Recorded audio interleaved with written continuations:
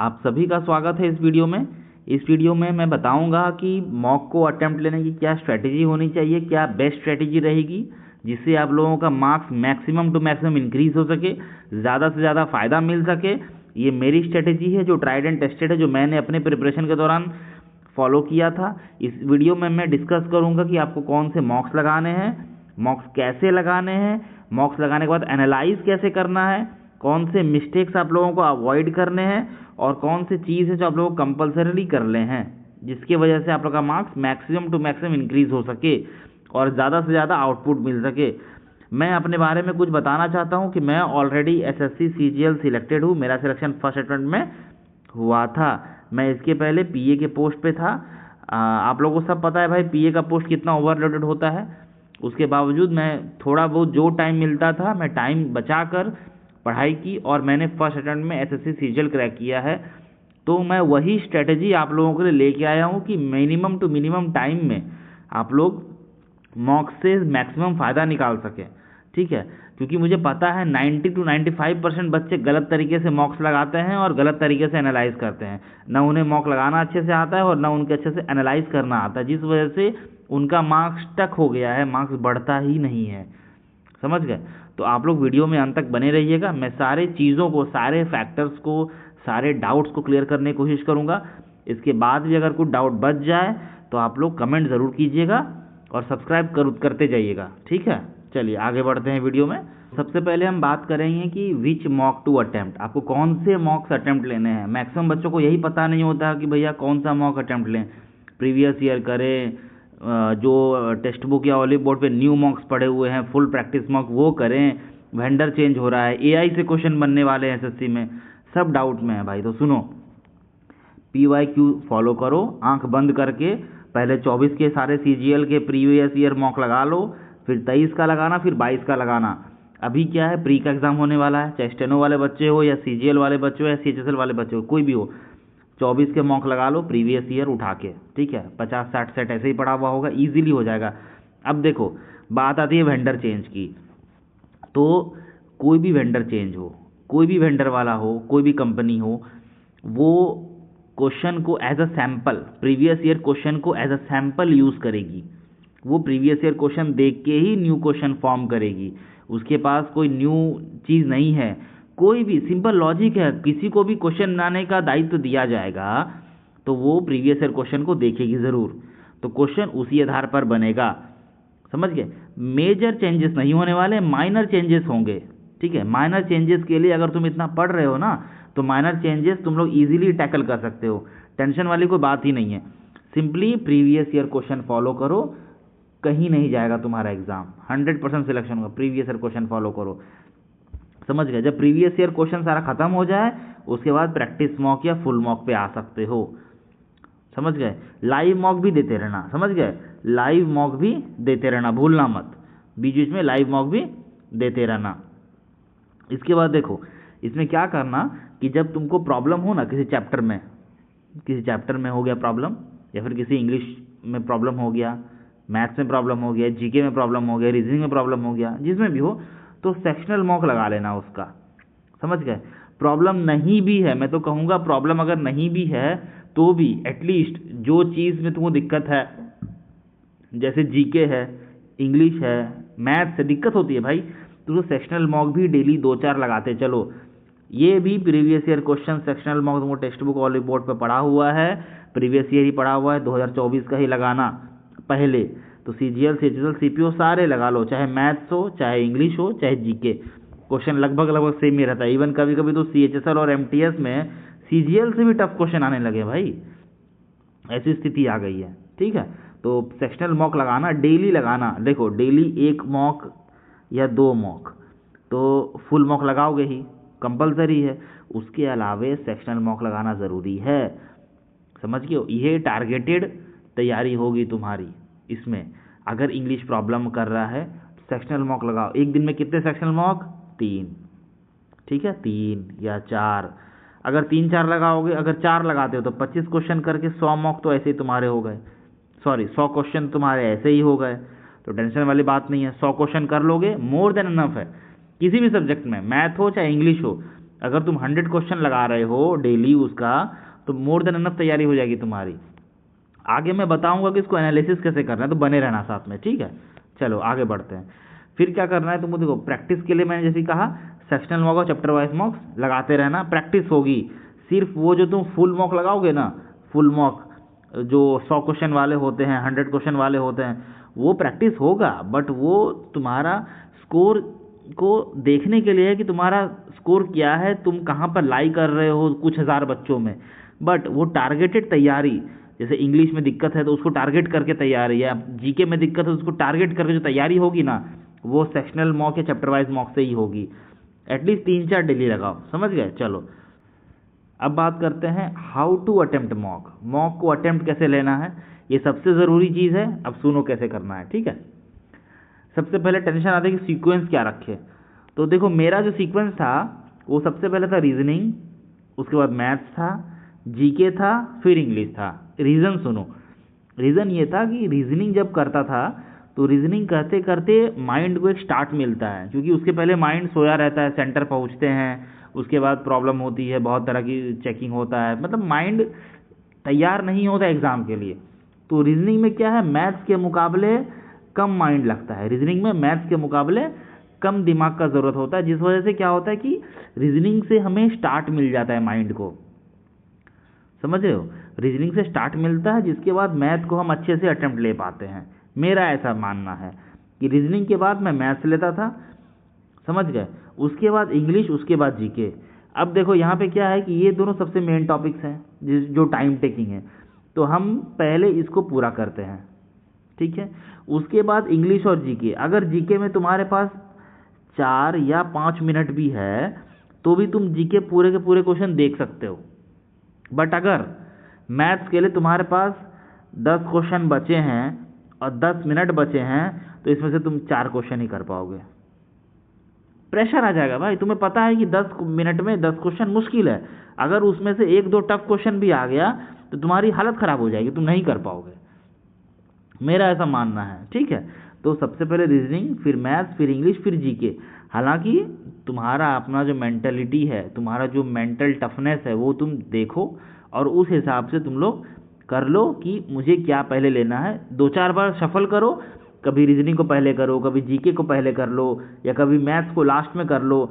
ऐसे शफलिंग करो और देखो कि तुम किस में मेंटली स्टेबल रह पाते हो, किस में तुम्हारा आउटपुट मैक्सिमम होता है, समझ गए। मैंने अपना बताया कि मेरा ये था, मैंने इसके पीछे रीज़न भी बता दिया कि क्यों मैं ऐसा करता था। क्योंकि इंग्लिश और जीके करने में मुझे मुश्किल से 15 मिनट लगते थे, मैक्सिमम टू मैक्सिमम 15, कभी कभी 12 मिनट भी बचता था तो इंग्लिश और जीके हो जाता था, ठीक है। तो मैथ्स और रीजनिंग के लिए मैक्सिमम टाइम मिल जाता है, तो वो तुम देख लो। चलो आगे बढ़ते हैं। मेरी जो टाइमिंग थी वो बेसिकली जब मैं प्रैक्टिस करता था तो आफ्टरनून की टाइमिंग रख के करता था, क्योंकि देखो एग्ज़ाम 3 शिफ्ट्स में होता है, समझ गए। तो मॉर्निंग में तो ठीक है, बट आफ्टरनून में इसलिए रखता था कि इसके वजह से आफ्टरनून में क्या होता है, नींद आती है हमें मैक्सिमम। तुम देखो आफ्टरनून में तुम खाना खाओगे, उस पर नींद आती है। तो उस सिचुएशन में अगर मैं मॉक में अच्छा कर पा रहा हूँ, इसका मतलब मैं मॉर्निंग और इवनिंग में भी अच्छा करूँगा, मेरा ऐसा मानना था। तुम लोग को क्या करना चाहिए, देखो तुम लोग के लिए क्या करना चाहिए मैं क्लियर बता रहा हूँ कि कभी मॉर्निंग दे दो, कभी आफ्टरनून में डालो और कभी इवनिंग में डालो, समझ गए। अल्टरनेट डेज पे डालो, जब मनो बैठो। नाइट में मत डालना, बस नाइट में मत डालना, क्योंकि नाइट में डालने को फ़ायदा नहीं है। एग्ज़ाम में एग्ज़ाम नाइट में नहीं होता, इस वजह से मॉर्निंग, आफ्टरनून और इवनिंग, ये 3 में से किसी एक टाइम पे डालो। आफ्टरनून डालोगे, अगर आफ्टरनून में लगाओगे तो मॉर्निंग और इवनिंग कुछ हद तक कवर हो जाता है, समझ गए। मॉर्निंग और इवनिंग कुछ हद तक कवर हो जाता है, क्योंकि उसके आसपास पड़ता है, तो आफ्टरनून बेस्ट समय होता है डालने का मॉक, समझ गए। और सब शांत भी रहता है, कोई दिक्कत नहीं होता उसमें। फ्रीक्वेंसी क्या रहेगी मॉक की, तो भाई 1 या 2 मॉक डेली डालो। सीजीएल दे रहे हो, अभी स्टेनोग्राफर का एग्ज़ाम होना है, सीजीएल का एग्ज़ाम होना है, दोनों एग्ज़ाम होना है, तो फ्रीक्वेंसी यही रखो भाई 1 या 2 मॉक डेली। अभी जो समय चल रहा है जून है, तो 1 मॉक लगाओ अभी। जब जुलाई एंटर कर जाओगे या 15 जुलाई के बाद, 15 जुलाई के बाद तुम लोग 2-2 मॉक लगाना। अभी सिंगल मॉक लगाओ टिल 15 जुलाई, 2 मॉक उसके बाद कर देना, समझ गए। अभी ज़रूरत नहीं है। अब देखो सबसे बड़ी गलती क्या करते बच्चे, कि ब्रेक लेते हैं, एक मॉक लगाने बैठेंगे। मैंने कई स्टूडेंट को देखा है, मेरे कई स्टूडेंट हैं जो जान पहचान है, मुझे पता है, वो क्या करते हैं, वो एक मॉक लगाते 1 घंटे, भाई उनसे 1 घंटे बैठा नहीं जाता। सोचो क्या सिचुएशन आ गया, 1 घंटे कंसंट्रेशन से बैठा नहीं जाता। वो क्या करेंगे, 1 घंटे में 15 मिनट मॉक लगा लेंगे, उसके बाद बोलेंगे भैया टॉयलेट लग गया, तो मॉक को ब्रेक लग करके चले जाते हैं। ऐसे नहीं होगा। देखो एग्ज़ाम में तुम्हारे पास ब्रेक करने का टाइम नहीं है, तो अगर तुम 15-20 मिनट पे उठोगे तो तुम्हारा कंसंट्रेशन का जो हैबिट है वो कम हो जाएगा। समझ गए, कंसंट्रेशन का जो हैबिट है वो कम हो जाएगा, जिस वजह से तुम कंसंट्रेट नहीं कर पाओगे एग्जाम में। 15-20 मिनट के बाद तुम्हारा दिमाग काम करना बंद कर देगा, you won't be able to concentrate properly. समझ रहे हो, इसलिए ज़रूरी है कि एक मॉक लगाने बैठो तो पहले से पानी पी के, टॉयलेट वॉशरूम सब करके, फ्री हो के अच्छे से बैठो कि तुम्हें 1 घंटे के बाद ही उठना है। उसके पहले बिल्कुल मत उठो, कंसंट्रेशन शॉर्ट हो जाता है, याद रखना इस बात को, ठीक है, कंसंट्रेशन शॉर्ट हो जाता है। दूसरा देखो, don't stick to one question. इसमें देखो क्या करना है कि क्वेश्चन में स्टिक नहीं हो रहा है, यानी अगर कोई टफ क्वेश्चन आता है तो ईगो पे नहीं लेना है, या फिर ये नहीं सोचना कि मैं इसे बना कर रहूँगा, ऐसा मत करना। स्किपिंग मेथड का यूज़ करना, क्योंकि 60 मिनट में 100 क्वेश्चंस है, तो इस टाइम फ्रेम में भाई तुम्हें स्किप करना ही पड़ेगा और कोई चांस नहीं है तुम्हारे पास। अगर टाइम बचे तो लास्ट में अटेम्प्ट ले लेना, वो अलग चीज़ है, but you will have to skip. समझ गया, स्किपिंग मेथड लगाओ। अब देखो स्किपिंग मेथड होता है भैया तो एक बार बनाए कि 2 बार बना के स्किप करे, पता नहीं चलता। मैं एकदम शॉर्ट बता रहा हूँ, 2 चांस लेना। अगर मैथ्स का क्वेश्चन बना रहे हो उसको 2 चांस दो, फिर अगर समय बचा तो लास्ट में देख लेना भाई। समझ गए, बहुत टाइम वेस्ट होता है इसके चक्कर में, तुम्हारा जो प्रेशर पड़ेगा, इसका मतलब ये नहीं होता कि 1 या 2 क्वेश्चन छूटेगा, वो तो होता है। इसके बदले क्या होता है, जब तुम टाइम वेस्ट कर देते हो ना, प्रेशर बढ़ जाएगा, फिर तुम्हारा इंग्लिश खराब होगा, रीजनिंग खराब होगा, जीके खराब होगा प्रेशर के वजह से। समझ गए, जब टाइम कम बचेगा तो इसलिए छोड़ दो, टेंशन मत लो ज़्यादा, प्रैक्टिस करो इस चीज़ का, ठीक है। चलो आगे बढ़ते हैं। अब हम बात करेंगे हाउ टू एनालाइज। एनालाइज कैसे करना है, जब तुम मॉक लगा लेते हो, मॉक लगाने के बाद जो एनालिसिस करते हो उसको एनालिसिस कैसे करना है। तो सबसे पहले देखो, मैं सब्जेक्ट वाइज में बता रहा हूँ आपको कि सब्जेक्ट वाइज कैसे एनालाइज करना। तो रीजनिंग है, तो रीजनिंग को क्या करना है, जब तुम एनालाइज करने बैठो तो रीजनिंग सेक्शन में रॉन्ग क्वेश्चन जो भी तुम्हारा हुआ है उसको देख लेना, उसको समझ लेना, पढ़ लेना, और जो भी क्वेश्चन में टाइम टेकिंग था, जिस क्वेश्चन में तुमको टाइम लगा, ये कैसे पता चलेगा कि टाइम टेकिंग था। तो जब भी मॉक लगाते हो, ऑनलाइन लगाते होगे ना, तो ऑनलाइन मॉक में वहाँ पे एवरेज टाइम दिखाता है, एक एवरेज टाइम दिखाएगा और दूसरा तुम्हारा टाइम दिखाएगा। तो जब भी एवरेज टाइम से थोड़ा ज़्यादा हो या एवरेज टाइम से थोड़ा ज़्यादा हो या बराबर भी हो, तो भी उसको तुम टाइम टेकिंग समझना और उसको फिर से सॉल्व करना। समझ गए, अगर वो और 3-4 मॉक में जब तुम देखोगे कि सेम चैप्टर का प्रॉब्लम आ रहा है, same question, same type of question में तुम्हें दिक्कत आ रही है, इसका मतलब वो क्वेश्चन वीक है, वो चैप्टर वीक है। तुम उसको जाके एक बार रिवाइज कर लेना, नोट से 100-200 क्वेश्चन लगा लेना, ठीक है, 100-200 क्वेश्चन लगा लेना, उसके बाद वापस आना, तुम देखना तुम्हें सुधार मिलेगा, ठीक है। तो एनालाइज क्या करना है, जब को मॉक लगा के हो जाएगा उसके बाद सबसे पहले रीजनिंग में क्या करना, रॉन्ग क्वेश्चन को देख लेना और टाइम टेकिंग जो भी क्वेश्चन था जिसमें एवरेज से ज़्यादा टाइम लगा है उसको देख लेना, अच्छे से कर लेना। समझ गए।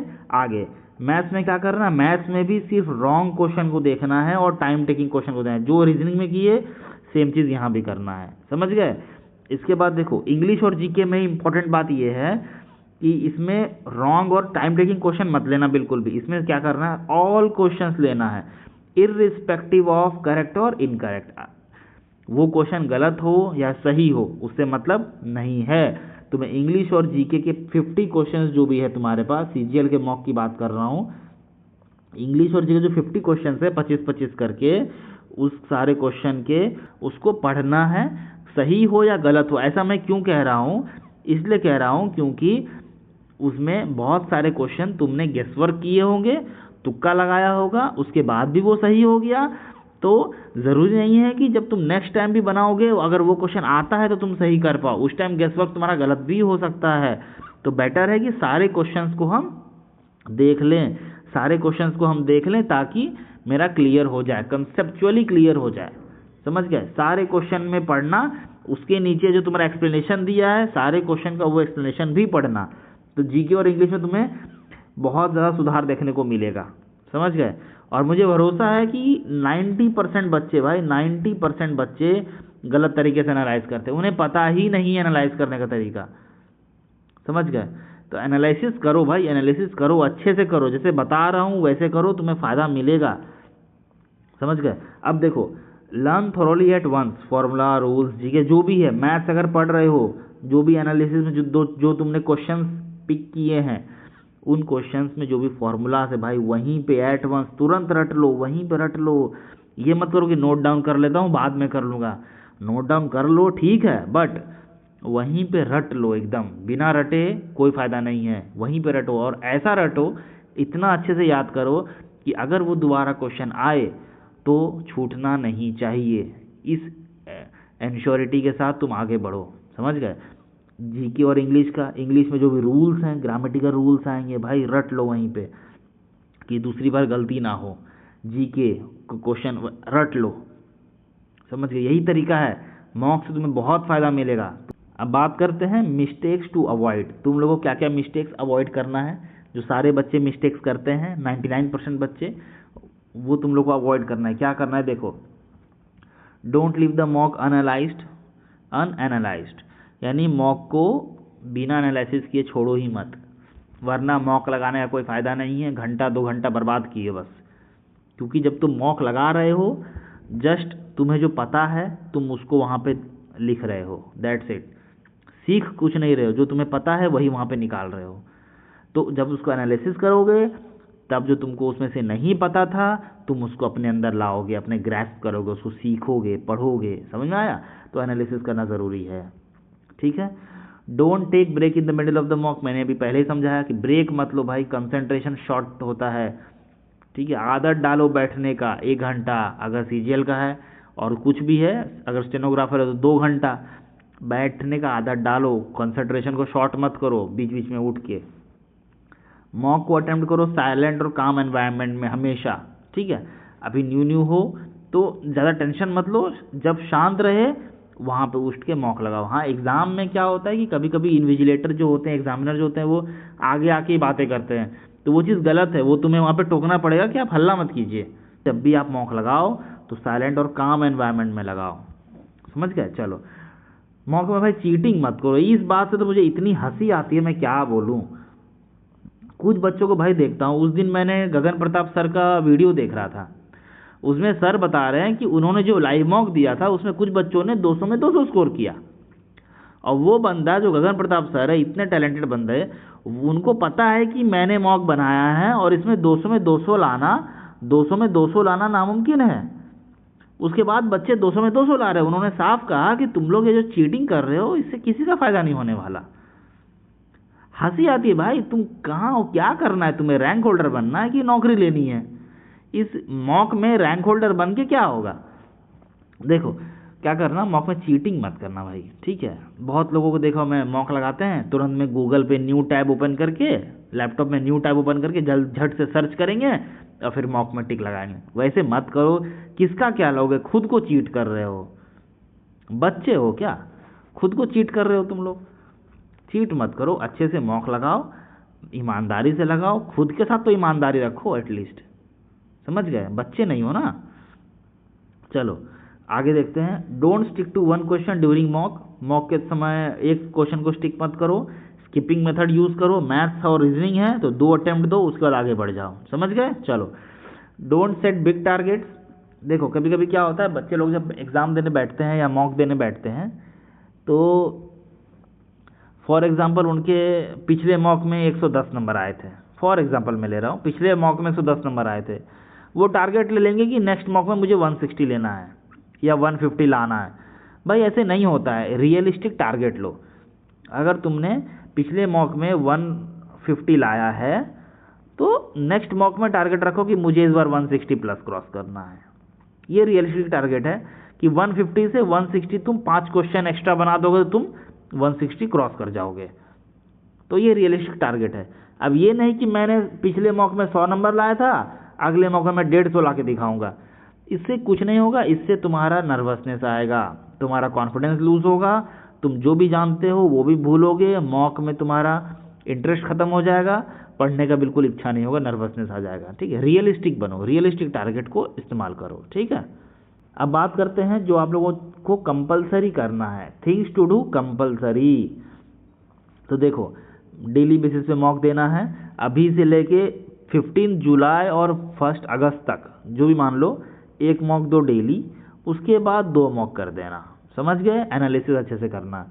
लाइव मॉक जहाँ भी मिले भाई फ्री में अटेम्प्ट करते चलो, टेक्स्ट बुक हो, ऑलिव बोर्ड हो, गगन प्रताप सर का वेबसाइट हो, अभिनय मैथ्स का वेबसाइट हो, क्यू मैथ्स का वेबसाइट हो, जहाँ भी मिले लाइव मॉक अटेम्प्ट दो। ठीक है, लाइव मॉक अटेम्प्ट देते चलो। ट्राई स्किपिंग मेथड करो, सेव टाइम।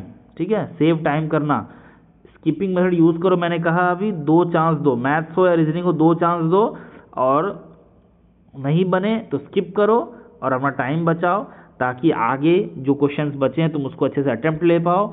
अगर टाइम खत्म हो गया भाई तो नर्वस हो जाओगे, आगे जो क्वेश्चन जानते हो वो भी गलत करोगे। समझ गए? Figure out your best sequence. तुम्हारा जो बेस्ट सीक्वेंस, जैसे मैंने कहा कि मैं पहले रीजनिंग लेता हूँ, फिर मैथ्स, फिर इंग्लिश, फिर जीके, तो तुम लोग अपना सीक्वेंस फिगर आउट कर लो क्या होना चाहिए। मेरे हिसाब से जो सीक्वेंस था मैंने बताया और मैंने रीज़न भी बताया, तो अपना सीक्वेंस तुम लोग देख लो कि तुम लोग का सीक्वेंस क्या होना चाहिए। आगे बढ़ते हैं, मॉक को एनालाइज करो अच्छे से भाई, जैसे मैंने अभी एनालिसिस करने की मेथड बताई वैसे एनालिसिस करो और लर्न एट वंस, और वहीं पे जो भी एनालिसिस करके जो भी तुमको आउटपुट मिलता है उसको वहीं पे याद करो। याद करना वहीं पे ज़रूरी है, बाद का बात मत छोड़ो, वहीं पे याद करो। मैथ्स के फॉर्मूलाज हो, जीके का क्वेश्चंस हो, इंग्लिश के ग्रामेटिकल रूल्स हो, सब वहीं पे याद करो, छोड़ो मत। ऐसा याद करो, श्योर हो जाओ तुम कि नेक्स्ट टाइम अगर वो क्वेश्चन आए तो तुमसे गलत नहीं होगा। समझ गए? जैसे मैंने बताया वैसे एनालिसिस करो और वैसा याद करो। ठीक है, ट्राई सेक्शनल और चैप्टर वाइज मॉक्स। ठीक है, सेक्शनल मॉक और चैप्टर वाइज मॉक्स भी लगाना है डेली। जो तुम 1 या 2 मॉक डेली लगाओगे ना, उसके बाद तुम सेक्शनल मॉक और चैप्टर वाइज मॉक भी लगाओगे। इंग्लिश का 1-2 लगाओगे, मैथ्स का 1-2 लगाओगे, रीजनिंग का 1-2 लगाओगे और जीके का 1-2 लगाओगे। ऐसे करके सेक्शनल मॉक और चैप्टर वाइज मॉक भी लगाना है। PYQ पे स्टिक करना है, बार बार कह रहा हूँ, वेंडर चेंज हो, AI आए, कोई मतलब नहीं है, PYQ लगाओ, मस्त रहेगा एकदम, कोई दिक्कत नहीं होगा। CGL, CGL, MTS, CPU सब सारे PYQ मॉक ला के ख़त्म कर दो। पहले CGL से शुरुआत करो 2024 से, फिर 2023 जाना, ये ख़त्म हो जाए तब CHSL जाना, तब MTS जाना, तब CPU जाना, ऐसे करके। समझ गए?